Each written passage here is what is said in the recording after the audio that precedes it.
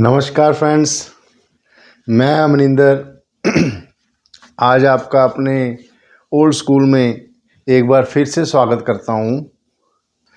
बच्चों, आज हम अपने कोऑर्डिनेट के लास्ट लेक्चर में प्रवेश कर गए हैं।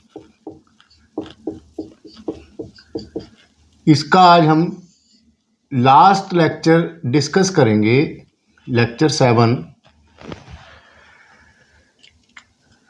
हमने अब तक कई डेरिवेशंस कर ली। जैसे पहले हमने डिस्टेंस फार्मूला किया,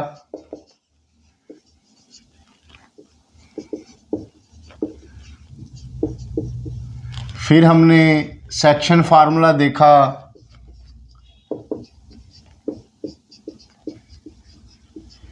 इसके बाद सेक्शन फार्मूले के बीच में ही नया डेरिवेशन तो नहीं था, मिड पॉइंट फार्मूला किया।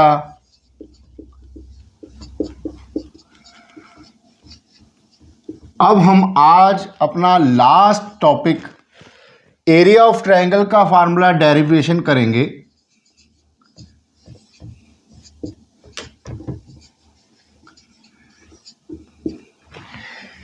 एरिया ऑफ ट्रायंगल क्या होता है कि अगर हमारे पास एक ट्रायंगल गिवन हो, से ए बी एंड सी, इस ट्रायंगल के तीन कोऑर्डिनेट्स हमारे पास गिवन है, तीन वर्टिसेस के coordinates A x1 y1, B x2 y2 and C x3 y3। अगर हमने इस ट्रायंगल का एरिया फाइंड आउट करना हो तो उसका डायरेक्ट फॉर्मूला है area of triangle is equal to half. ये थोड़ा सा स्पेस कम रह जाएगा, नीचे लिखता हूं। एरिया ऑफ ट्रायंगल, इसको इतना आप नोट कर लें पहले पॉज करके, उसके बाद मैं यहां लिख दूंगा, इसको आप पॉज करके नोट कर लो।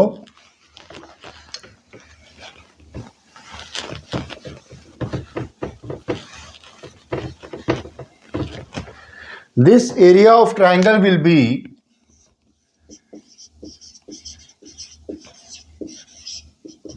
half bracket x1 y2 minus y3 plus x2 y3 minus y1 plus x3 y1 minus y2। बच्चों, ये है हमारे एरिया ऑफ ट्रायंगल का डायरेक्ट फार्मूला, जिसमें अगर हमें ट्रायंगल के तीनों वर्टिसेस दिए हों और हमने एरिया ऑफ ट्रायंगल का पता करना हो तो हम उन वर्टिसेस की वैल्यू डायरेक्ट इस फार्मूले में पुट करके एरिया ऑफ ट्रायंगल निकाल सकते हैं। तो ये तो था डायरेक्ट फार्मूला। इसकी डेरिवेशन समझनी है जिसको नॉलेज के लिए, वो हम इससे क्वेश्चंस को डील करने से पहले इसकी डेरिवेशन को देखेंगे। अगर आप डेरिवेशन नहीं भी देखते बच्चों, तो आप इसका डायरेक्ट फार्मूला लर्न करके इसकी एप्लीकेशन से कोई भी क्वेश्चन निकाल सकते हो। ऐसी बात नहीं है कि आप अगर डेरिवेशन नहीं करोगे तो आपको ये क्वेश्चन समझ नहीं आएंगे बच्चों। पर बात ये है कि जब आप अभी 10th लेवल में ये पढ़ रहे हो, इसके बाद आप में से कई लोग नॉन मेडिकल चुनेंगे, वहाँ आप मैथ्स लेंगे, तब आपको इसकी डेरिवेशन और कोई भी चीज़ है वो डायरेक्ट बेस से समझनी होगी। तो आप अपने जब +1 में जाके डायरेक्ट मैथ्स की शुरुआत करोगे तब आपको ये दोबारा सारी चीज़ें समझनी पड़ेंगी। इसलिए मैं कहता हूँ बच्चों, मैं हमेशा ही अपनी बेस स्ट्रॉन्ग करने के ऊपर जोर देता हूँ कि आप बड़ी से बड़ी खूबसूरत से खूबसूरत इमारतें बना लो, मगर जो मोस्टली इमारतें फेल होती हैं, वो आजकल तो इतनी टेक्नोलॉजी आ गई कि अर्थक्वेक रेजिस्टेंट होती हैं, थोड़े बहुत अर्थक्वेक को वो सहन कर जाती हैं। मगर जब हम उसकी बेस को स्ट्रॉन्ग कर देंगे, उससे वो झटका थोड़ा सा ज़्यादा लेवल पे, रिश्टर स्केल होता है आपको पता ही है, वो रिश्टर स्केल के ऊपर थोड़ा सा ज़्यादा झटका सहन कर लेती हैं। क्यों? क्योंकि उनकी बेस स्ट्रॉन्ग होती है। अब सोचने वाली बात यह है कि हम क्लास 10th का ये कोऑर्डिनेट का चैप्टर कर रहे थे, हम एरिया ऑफ ट्रायंगल डिस्कस कर रहे थे, इसमें अर्थ को एक कैसे आ गया? बच्चों, अर्थ को एक कैसे आ गया? वो अर्थ को एक सीधा नहीं आएगा आपको झटके लगने वाला, मगर अर्थ को एक कैसे आएगा कि जब कोई भी क्वेश्चन, कोई भी फॉर्मूला, मैं बार बार आपको हर लेक्चर में यही बात बताता हूं कि रटो मत, समझो। उसका यही मतलब होता है कि जब भी क्वेश्चन जैसे मर्जी घुमा फिरा के आ जाए आपको, आप क्वेश्चन के फॉर्मूला भी भूल जाओ। कई बार आप कच्चा था थोड़ा, हड़बड़ाहट में हम अच्छी लर्निंग नहीं करते उसको, हम आधा कच्चा पक्का फॉर्मूला लर्न कर लेते हैं। कई बार आप फार्मूला भी भूल सकते हो पेपर में।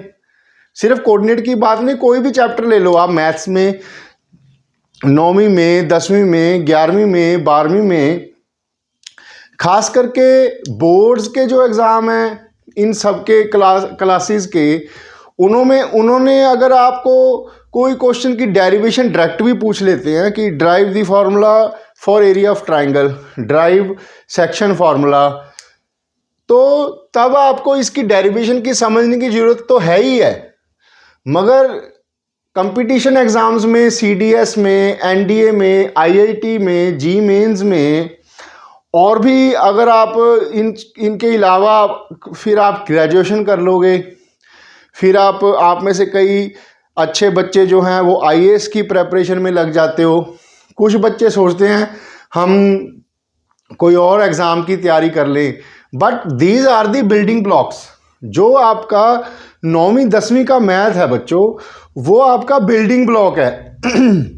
9वीं 10वीं से ही आपकी बिल्डिंग का आधार तैयार होगा, मैथ्स की बिल्डिंग का आधार तैयार होता है, जिसमें आप +1 में पढ़ोगे, फिर आप +2 में पढ़ोगे, तो आपको आगे चलकर इन बातों को में कोई दिक्कत नहीं आएगी। इसीलिए जिन बच्चों ने ये डायरेक्ट करना है वो कर सकते हैं। सबसे पहले हम आज इसकी डेरिवेशन सीखेंगे, आप इसको नोट कर लो, मैं पॉज करके फिर इसकी डेरिवेशन समझाता हूं आपको।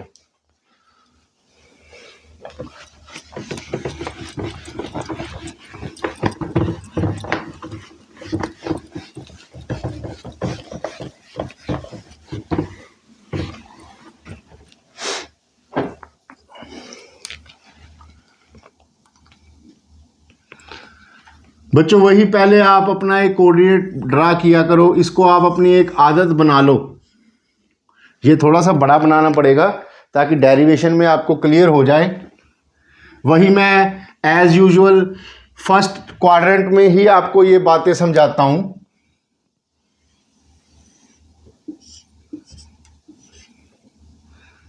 ये हमारा एक्स एक्सिस है, ये वाई एक्सिस है। अब यहां पर आपके पास एक ट्राइंगल गिवन है, लेट अस से ए, बी एंड सी। इसके कोऑर्डिनेट्स हैं x1 y1, ये है x2 y2 और ये है x3 y3। अब सबसे पहला काम क्या करना है आपने, ये हमारा एक एड्रेस सिस्टम है। अब बी का घर अगर हमने पता करना हो, सबसे पहले देखेंगे कि ये वाई एक्सिस से कितना दूर है। ये वाई एक्सिस से दूरी इसका x2 कोऑर्डिनेट हो गई, ये इसकी x2 हो गई। अब ये x एक्सिस से कितना दूर है, ये y2 हो गया। ठीक है। अगर अब इसका घर का एड्रेस क्या है, ये पॉइंट ए एक्स से वाई एक्सिस से कितना दूर है, x, यहां से ये है x। अब ये एक्स एक्सिस से कितना दूर है, y, ये x1 था, ये आ गया हमारे पास y1। अब पॉइंट C का घर कहां पर है, ये y एक्सिस से कितना दूर है, x, इसका क्या है, x3 है ये। अब ये x एक्सिस से कितना दूर है, ये वाला, ये आ गया इसका y3। ये कोऑर्डिनेट के एड्रेस से आपको अपनी आदत पहले आप बना ही चुके हो, इसको आप ऐसे ही समझा करो। कोई भी पॉइंट आए उसके पहले एड्रेस मार्क कर लो कि वो x एक्सिस से कितनी दूर है, y एक्सिस से कितनी दूर है, तीनों का हमने लिख लिया। x एक्सिस से दूरी मतलब उसका y कोऑर्डिनेट, और y एक्सिस से दूरी का मतलब उसका x कोऑर्डिनेट। ठीक है, अब हमने इन तीनों का एड्रेस पता कर लिया। अब हम देखेंगे बच्चों, हमने इस ट्राइंगल का एरिया पता करना है। We have to find the area of triangle ABC। This is your required triangle whose area has to be find out. अब अगर आप इस पिक्चर को ध्यान से देखो बच्चों, तो इसमें ये लाइन x के परपेंडिकुलर है, ये लाइन x के परपेंडिकुलर है। अब दो लाइंस अगर एक लाइन के परपेंडिकुलर हों तो दोनों लाइंस आपस में पैरेलल होंगी, ये पैरेलल लाइंस हैं। इसी तरह से ये पैरेलल लाइंस हो गई। अब ये राइट एंगल ट्राइंगल है, रेक्टेंगल कोऑर्डिनेट सिस्टम की प्रिंसिपल की वजह से ये वाले राइट एंगल है, ये आपस में पैरेलल हैं, और इस डायरेक्शन में ये परपेंडिकुलर हो गए टू x एक्सिस। अब अगर हमने एरिया ऑफ ट्राइंगल ABC का पता करना है, इसको आप पॉइंट का नाम दे दो M और N।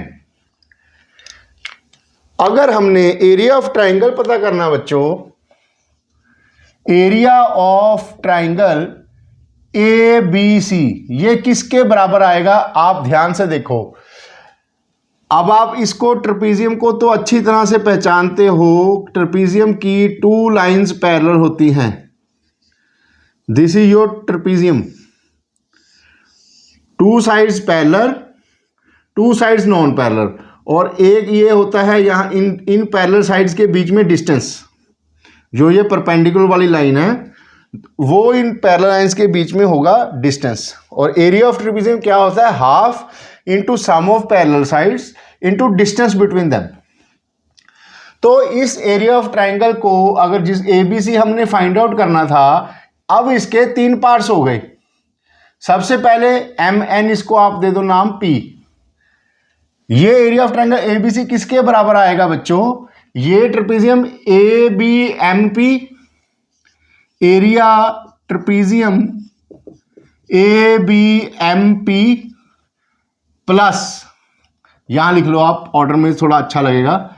दूसरा area trapezium APNC, area trapezium APNC, ये ABMP ये आ गया, APNC ये आ गया, ये पूरी फिगर का एरिया आ गया।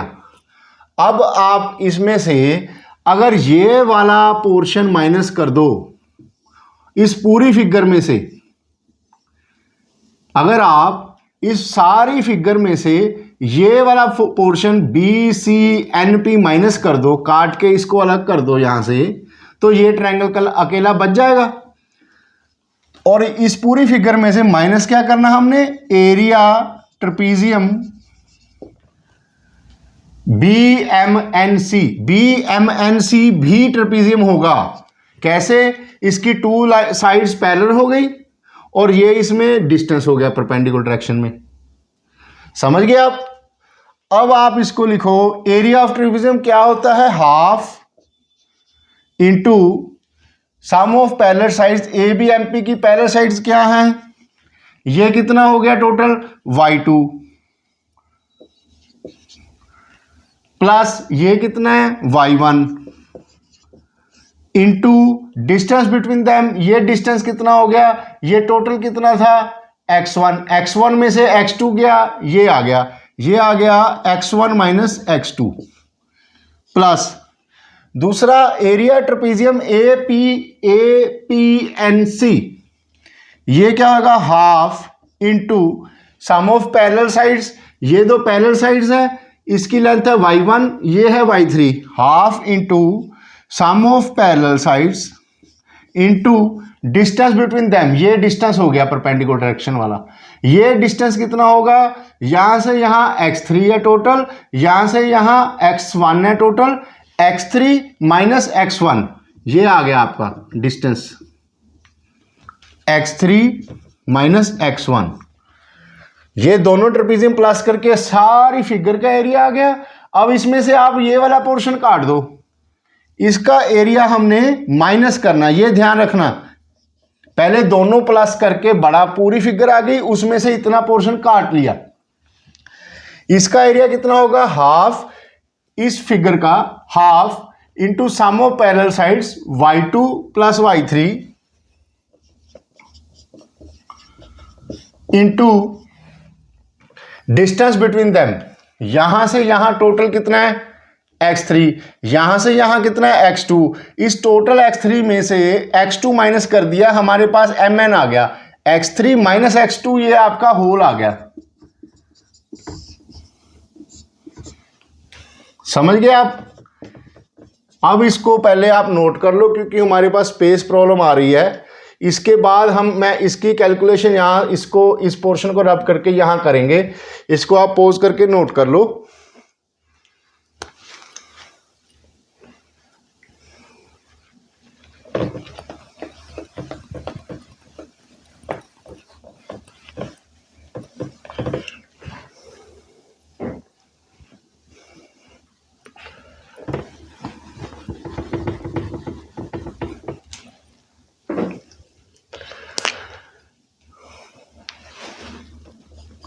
बच्चों देखो, half half half half half common निकाल लो पहले, तीनों में से तीन टर्म्स आपकी, ये 1 2 3 हाफ निकल गया। अब पहले इनको मल्टीप्लाई करो, मल्टीप्लाई कैसे करेंगे, पहले फर्स्ट को इसके साथ, फिर फर्स्ट को एस के साथ, फिर सेकंड को इसके साथ, फिर इसको इसके साथ। देखो ये आ गया हमारा x1 y2 minus x2 y2 plus y1 x1 y1 minus x2 y1, ठीक है। अब बीच में क्या, आगे क्या है, ये प्लस, अब फिर वैसे ही y1 x, पहले फर्स्ट को फर्स्ट के साथ, फिर फर्स्ट को सेकंड के साथ, इसी तरह इसको इसके साथ, फिर इसको इसके साथ। ये क्या हमारा x1 y1 x3 y1 minus x1 y1 plus x3 y3 minus x1 y3, ये आ गया। अब तीसरा माइनस है, ये यहां से माइनस होएगा, माइनस होएगा तो मैं इसके साइन पहले ही चेंज करके लिख दूंगा, अदरवाइज आप इसको पहले एज इट इज लिख के बाद में साइन चेंज कर देना। अब देखो ये क्या होगा, x3 y2, ये माइनस x2 y2 आएगा, मगर बाद में बाहर माइनस है तो इसका साइन चेंज हो जाएगा, प्लस हो जाएगा। ये आ गया x2 y2, अब इसका ये आ गया x3 y3 प्लस का, बाहर माइनस है इसलिए साइन चेंज हो जाएगा, माइनस x3 y3। अब ये आ गया माइनस x2 y3, बाहर माइनस है तो प्लस, प्लस x2 y3, ये आ गया आपका। अब इसमें से अगर कुछ काटता है तो देखो आप काटेगा कैसे, ये आ गया आपका प्लस x1 y1, ये माइनस x1 y1, ये तो कैंसिल हो गया। अब और कुछ काटता है,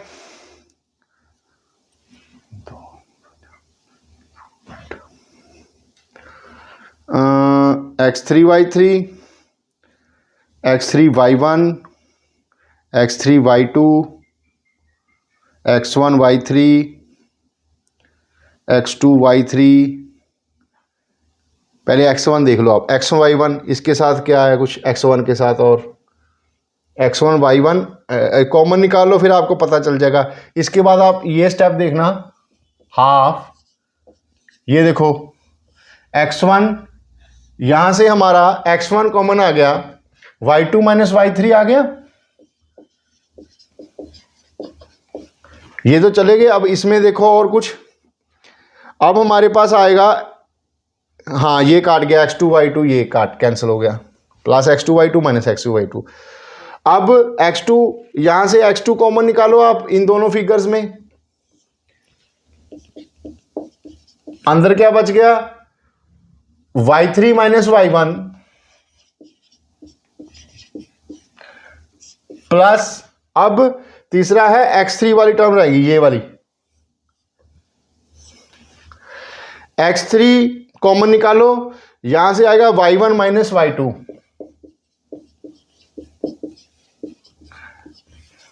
दो चीजें शायद ये कैंसिल हो जाएगा, plus x3 minus 3 by x3 minus 3।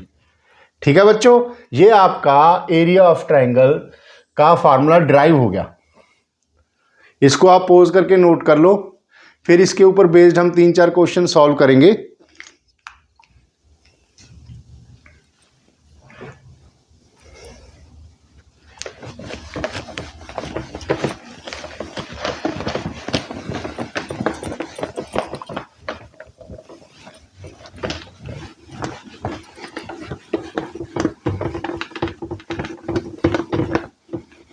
ये फॉर्मूला करने से बच्चों आपके पास कई सारे क्वेश्चंस का जवाब इन शॉर्ट आप दे सकते हो। वैसे तो डायरेक्ट फॉर्मूला मेरे ख्याल से आपको बताने की जरूरत नहीं है, चलो फिर भी हम कर लेते हैं एक क्वेश्चन। एक ट्राइंगल के 3 वर्टिसेस आपको गिवन है,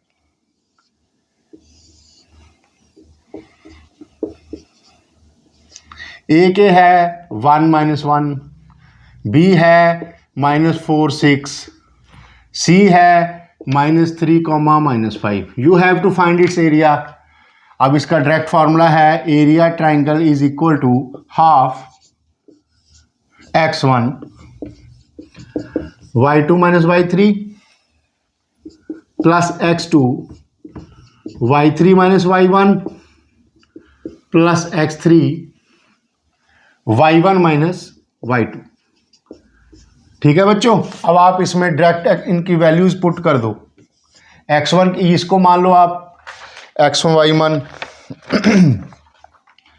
ये आपका हो गया x1 y1, ये हो गया x2 y2, ये हो गया x3 y3। ठीक है, अब आप इनकी वैल्यूज पुट कर दो।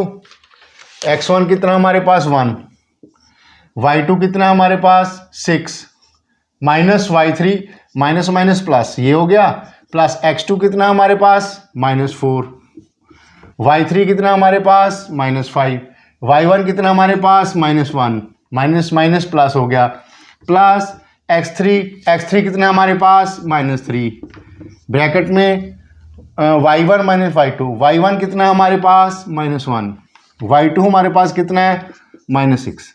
अब इसको आप सॉल्व कर लो, ये इसकी डायरेक्ट पुट हो गया, आंसर आ जाएगा 6 6 और 5 11, 11 into 1 11, -5 + 1 -4, -4 into -4 plus 16, -1 -6 -7, -7 into -3 plus 21। इसको आप ऐड कर लो, 6 1 7 1 8, 2 1 3 1 4 48। इसको कैंसिल करके एरिया ऑफ ट्राइंगल का आंसर आ गया आपके पास 24 स्क्वायर यूनिट्स। समझ गए बच्चों आप? फार्मूले को याद करने का भी बड़ी अच्छी तरतीब है। देखो अगर x1 आएगा तो यहाँ आएगा y2 minus y3, plus x2 आएगा तो y3 minus y1, plus x3 आया तो y1 माइनस y2। समझ गए? ये इसका ऑर्डर है ऐसे। अब आप इसको पॉज करके नोट कर लो, इसके ऊपर 1-2 क्वेश्चन बेस्ड हम करेंगे।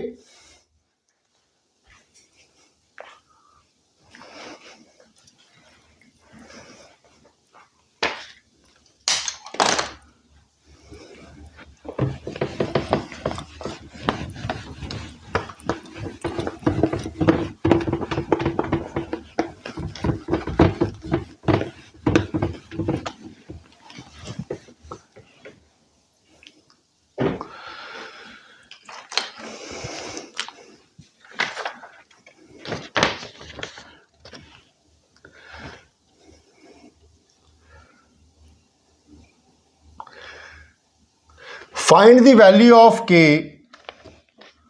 फाइंड के फॉर विच द पॉइंट्स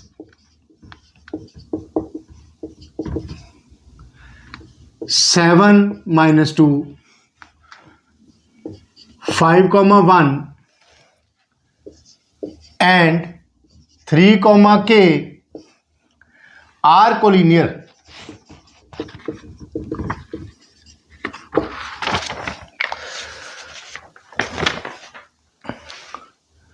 बच्चों कोलिनियर पॉइंट्स क्या होते हैं? जो एक ही स्ट्रेट लाइन के ऊपर लाई करें। अब आप समझो 3 पॉइंट्स हैं, कोई 2 पॉइंट पहले सोचो, आप कहीं पर तो होंगे, इनको ज्वाइन करो।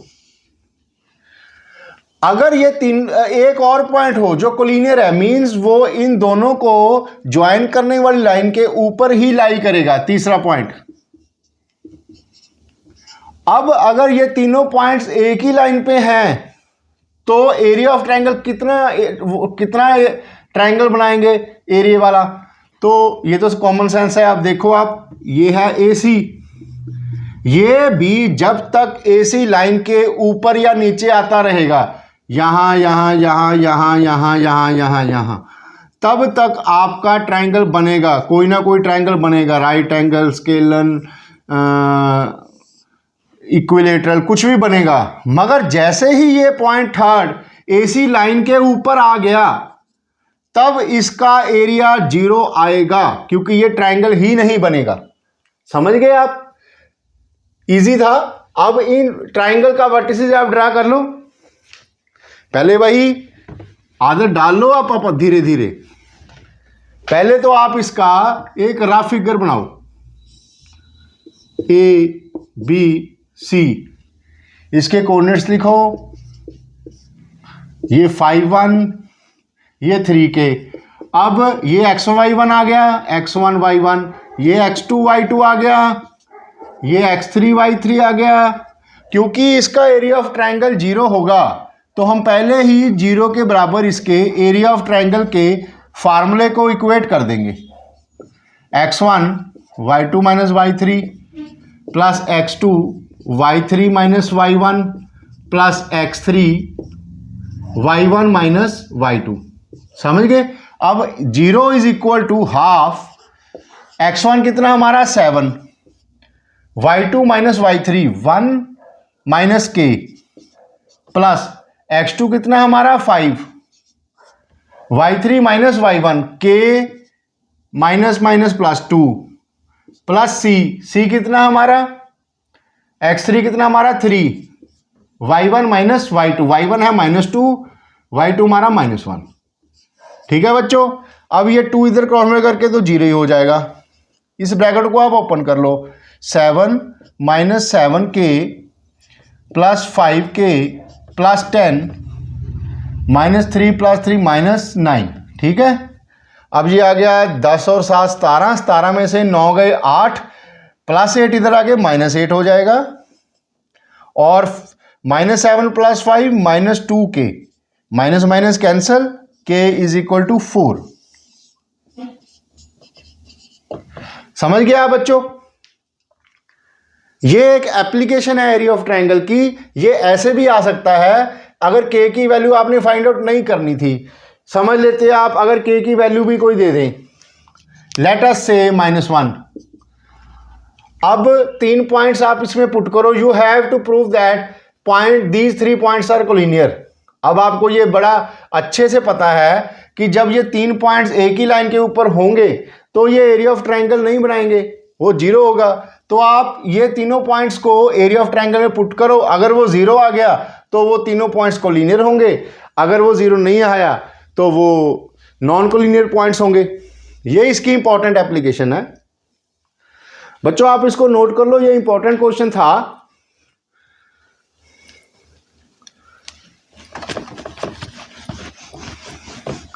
अब इसकी ढेरों एप्लीकेशंस हैं जो मैं क्वेश्चंस की फॉर्म में आपको वैसे समझा रहा हूं कि ये कैसे कैसे क्वेश्चन आ सकता है। इसके ऊपर आपको दे देंगे, एक ट्रायंगल है, इसके 3 वर्टिसेस हैं, ये x1 y1 ये x2y2, ये x3y3। अब बोलेंगे कि find the length of the median drawn from point A. अब इस ए से मीडियन कैसे ड्रा होगा? मीडियन क्या होता है? किसी भी ट्राइंगल का उसके एक वर्टिसिस से उसकी ऑपोजिट साइड के मिड पॉइंट को ज्वाइन करने वाली लाइन, ये होता है मीडियन। अब ये क्वेश्चन आपको कैसे पूछ सकते हैं कि ए से हमने बी सी के ऊपर एक मीडियन ड्रा किया, उसकी लेंथ पता करो। अब ये कैसे करेंगे आप?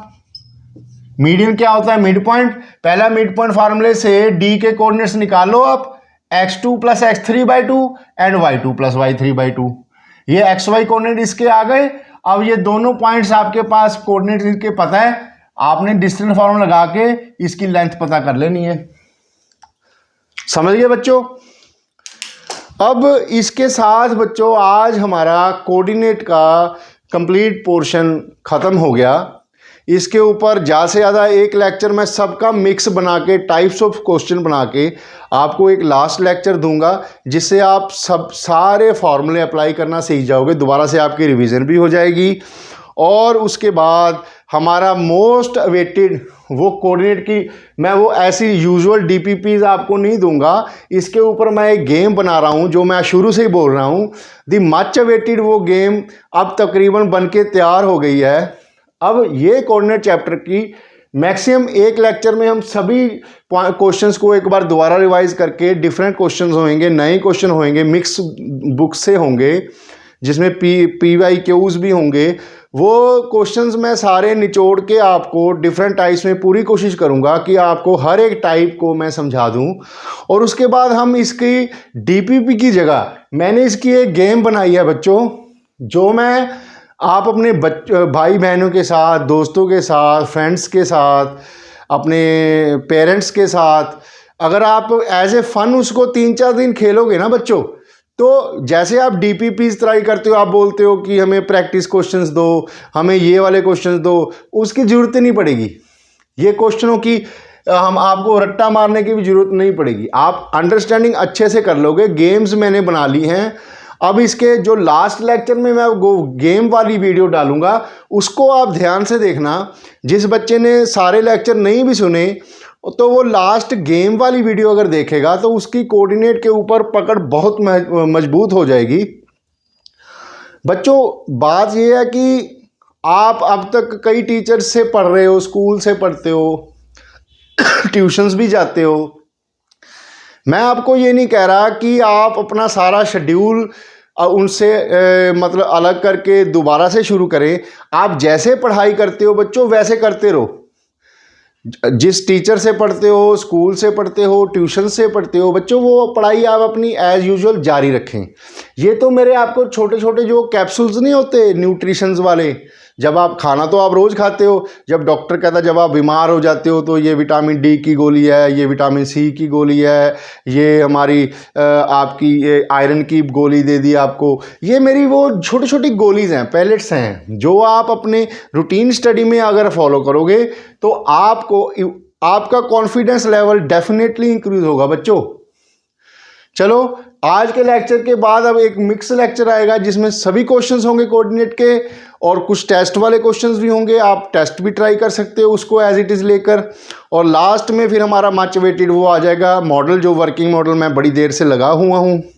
इसके बाद बच्चों आप में से जो स्टूडेंट्स मेरे जो NDA के एस्पायरेंट्स हैं, जो IIT की जी मेन की तैयारी करते हैं, वो इस लेक्चर को कोऑर्डिनेट को अब मैं उसका लेवल उठा दूंगा। उसके बाद वो +1 लेवल में चला जाएगा।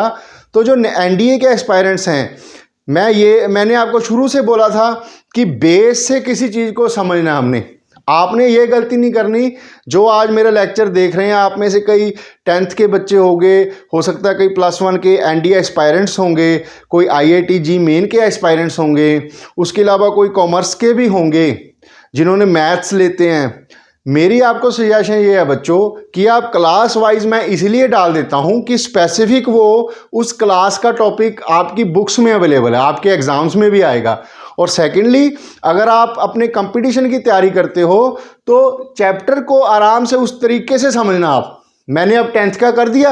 अब एनडीए एस्पायरेंट्स, आईआईटी, जी मेन सब बच्चे इसको जरूर देखें बेस समझ के, क्योंकि ये आपकी नींव में ईंटें पक्की होनी चाहिए, तभी आपकी इमारत बुलंद बनेगी। नहीं तो कोई वही बात, जंगल में जब आप शिकार करने जाओगे तो कोई शिकार और शेर आपका खींच के ले जाएगा, और अगर अर्थक्वेक आया, कोई भूचाल आया, हल्का सा झटका, वो आपकी इमारत को गिरा देगा। मेरी बात समझ गए आप? चलो धन्यवाद बच्चों।